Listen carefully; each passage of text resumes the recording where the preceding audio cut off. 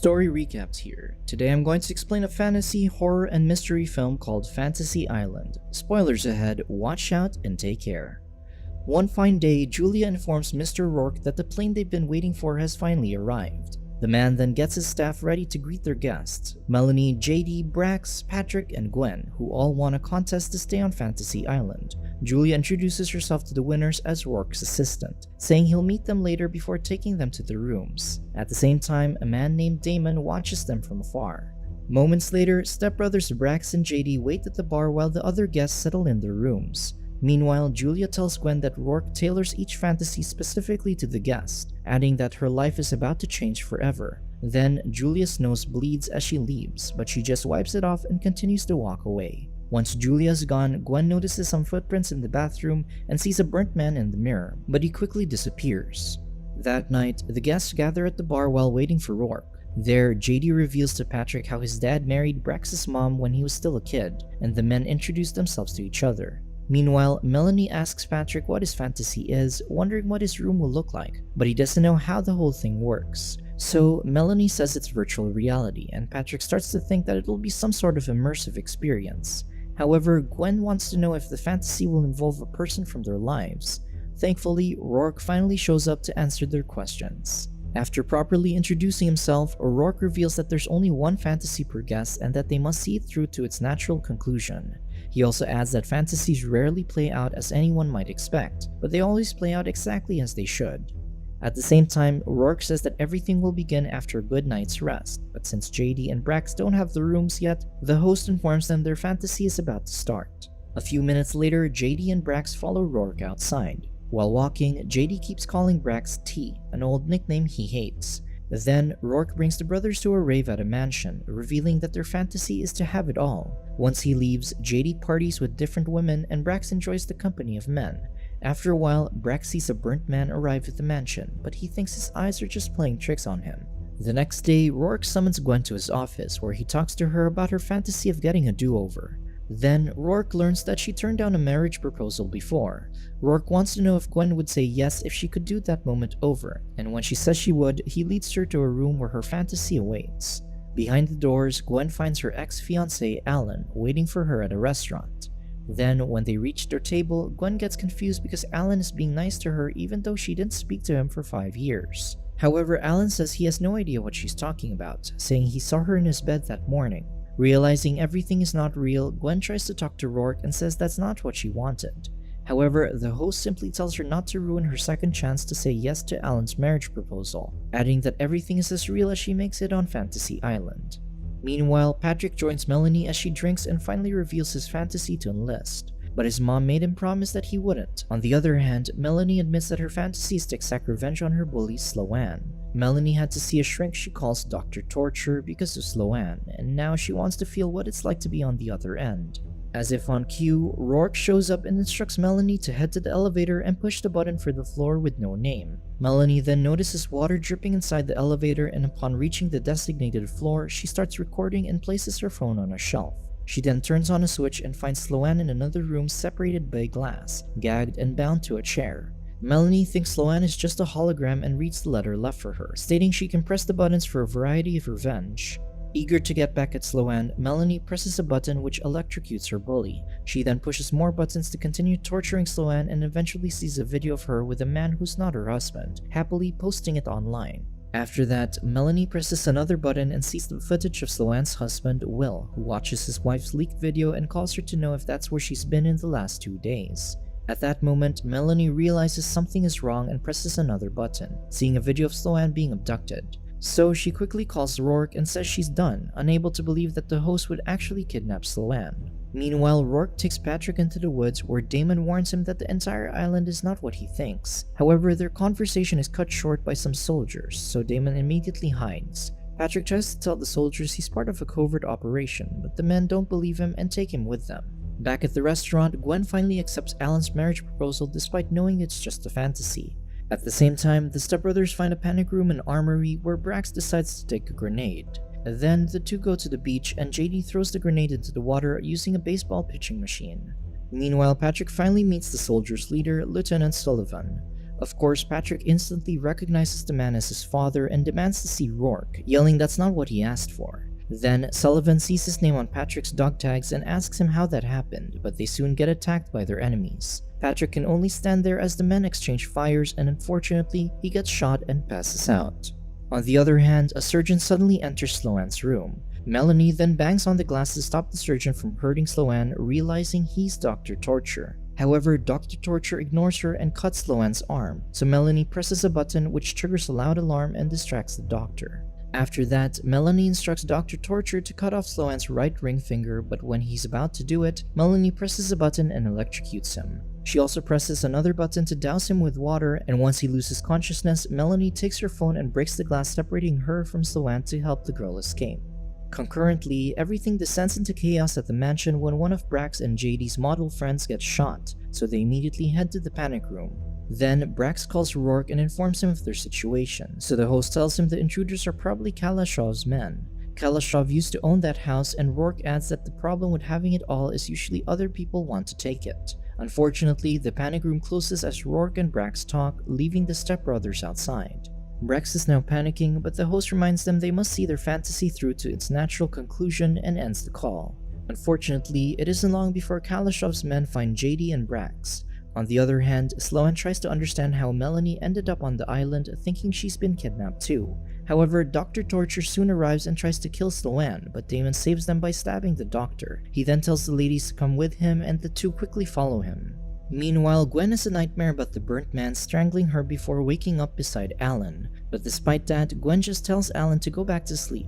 In the woods, Patrick regains consciousness and walks around upon hearing a sound, only to be choked by the burnt man. However, he soon realizes it's just a dream, but he doesn't even have time to think about it because Sullivan wants to talk to him privately. Sullivan wants to know why Patrick has a picture of him and his son, so Patrick says that's him when he was 9.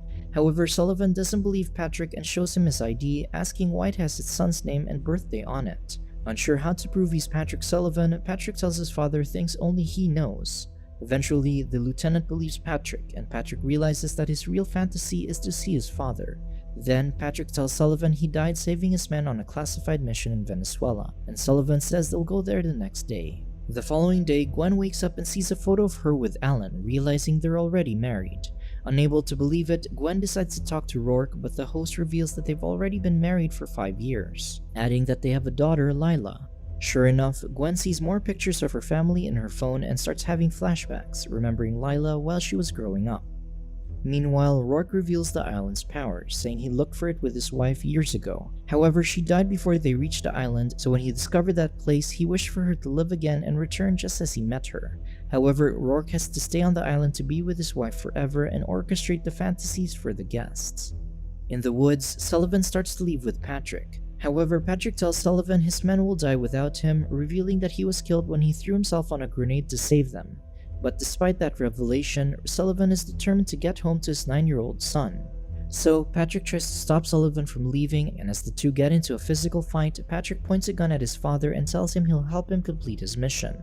On the other hand, the stepbrothers try explaining to the armed men that they don't know Kalashov. However, the men's leader, Devilface, doesn't believe them and starts cutting JD's arm when JD tells him he has no idea where their money is. So, JD lies and says it's downstairs, but Devilface is still doubtful and takes Brax with him as he looks for the cash. Meanwhile, Gwen feels guilty for having the chance to live with Alan and Lila. She then talks to Rourke and asks for a new fantasy, but the host reminds her the guest can only have one. Concurrently, Damon takes Melanie and Sloan into a cave where Sloan is followed by an evil version of herself. A few minutes later, Melanie sees a burnt man while wading through dirty water in the cave. However, she chooses to ignore it and they soon find a glowing rock with spring water. Damon explains that the water grants anyone's deepest desire, adding that he's been hired by a client to find out what's happening in that place. Damon was skeptical at first, but he soon saw his dead daughter when his fantasy started. Unfortunately, his fantasy turned into a nightmare, and Rourke destroyed his sat phone when he tried calling for help. Knowing how to stop Rourke, Damon collects some spring water which can bring a loved one back to life, and turn them into a black-eyed zombie. Damon instructs Melanie to call the pilot he knows once she gets to the hotel and to smuggle the water off the island, making Sloan realize she wasn't kidnapped. Then, the rock shows that Melanie's fantasy was to ruin Sloan's life, and the two girls get into an argument because of that. However, since they're running out of time, Melanie eventually asks Damon to lead her back to the hotel. On the other hand, Gwen finds a sick Julia and helps her before telling her she wants a new fantasy. Gwen then reveals that someone died in a fire because of her, begging Julia to let her correct that moment. After that, Gwen confronts Rourke and demands to get the do-over she really wanted, returning her rings and heading to another room. However, Gwen notices the black water dripping from the ceiling, but that doesn't stop her from reliving her fantasy. Gwen tries to save her neighbor Nick Taylor from the fire in their apartment building, and she comes across JD and Brax on the stairwell. However, they don't recognize her, so Gwen proceeds to Nick's unit and ends up leaving again to ask a cop for help to open the door.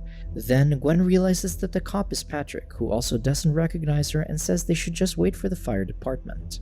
Frustrated, Gwen returns to her unit to get a hammer, only to pass out seconds later.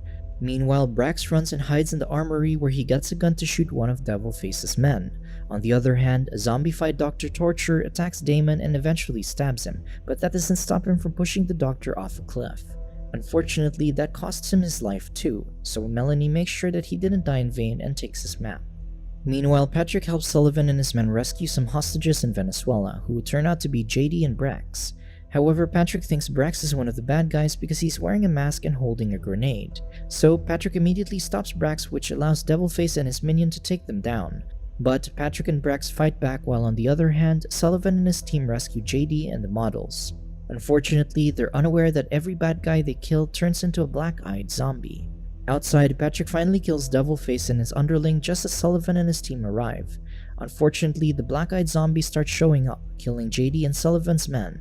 Sullivan then orders Patrick to leave, and Patrick can only watch in horror as the zombies shoot his father to death before finally fleeing with Brax. At the same time, Melanie and Sloan return to the torture room where Melanie calls Will. Sloan tells Will she's been kidnapped and asks for his help, apologizing for cheating on him. Then she instructs him to call the number Damon gave Melanie and asks for a plane. On the other hand, Gwen is saved by Julia. However, Gwen fails to help Nick, and that's when she realizes it's someone else's fantasy. Meanwhile, Brax and Patrick find Melanie and Sloan and they all quickly head for the dock. Unfortunately, Rourke and his men intercept them in the lobby where Gwen confronts the host about their fantasies. Gwen now knows that they were brought there because of Nick, who turns out to be Brax and JD's roommate. Gwen admits to accidentally starting the fire in the building, and she also points out that Patrick was there but he didn't do anything. Meanwhile, Melanie reveals that she was supposed to go on a date with Nick that night, but she got cold feet. Now that the guests know that everything is just one big revenge fantasy because they all have a hand in Nick's demise, Rourke admits that it will end with their deaths. Then, Damon's plane finally arrives, so Patrick deals with Rourke's men while the others escape. Luckily, Patrick manages to flee when Julia shows up, and Rourke just lets him go. Unfortunately, the plane is shot down by Devilface, forcing the guests to run and hide. They then rest by the waterfalls where they all wonder who Julia is because Gwen finds it odd that she saved her. Then, Melanie shows them the map to the spring with an ancient stone, and Sloan tells them the water from it makes the fantasies possible. So, they plan to destroy the spring using a grenade and quickly head to the cave. Sadly, they all get separated once they're inside the cave. Patrick is pulled underwater by several hands, and it isn't long before he faces a zombified Sullivan. On the other hand, Sloan picks up the canteen that Melanie dropped before facing the evil version of herself. Unfortunately, as Sloan tries to deal with her inner demon, she gets attacked by Dr. Torture. Meanwhile, Brax talks to a zombified JD who blames him for his death. However, Brax is forced to run away when Devilface shows up and shoots JD. At the same time, Gwen follows Lila's voice and finds her killing Alan. Nick then shows up and holds Lila's hand, and while he refuses to accept Gwen's apology, he says he's not responsible for what's happening to them. Concurrently, Patrick manages to drown Sullivan, but Melanie suddenly shows up and repeatedly stabs him. Gwen quickly searches for Patrick upon hearing his screams and comes across Brax, and it isn't long before Melanie shows up with Dr. Torture and Sloan. Of course, Melanie already took the grenade from Patrick. As it turns out, everything is Melanie's fantasy and she really liked Nick. Unfortunately, he died before they could go on a date, and she blames the other guests for that. However, Sloan distracts Melanie so Brax and Gwen can grab the knife and grenade from her. Gwen then punches Melanie while Brax stabs Dr. Torture, and Sloan quickly runs away with them. The trio look for the spring and they luckily escape from Devilface and evil Sloan.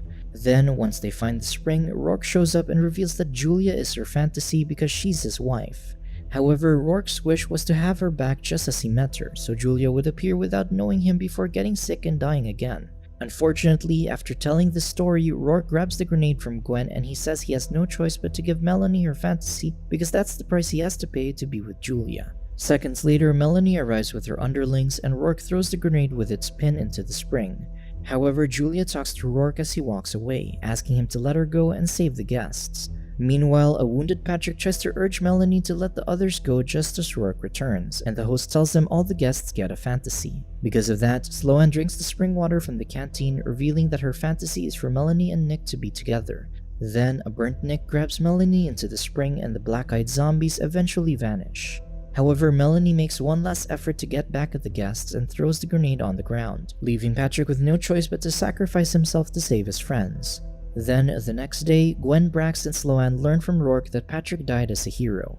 After that, Rourke eventually lets the guests leave since they won't remember the island, but Brax decides to stay with JD even if it's just a fantasy. So, JD reappears and gets the ladies off the island. While on the other hand, Brax starts working for Rourke as his new assistant and uses the name Tattoo, his stepbrother's nickname, for him. Subscribe to watch more videos like this. Turn on notifications. And leave a like, it really helps the channel out. Thank you for watching.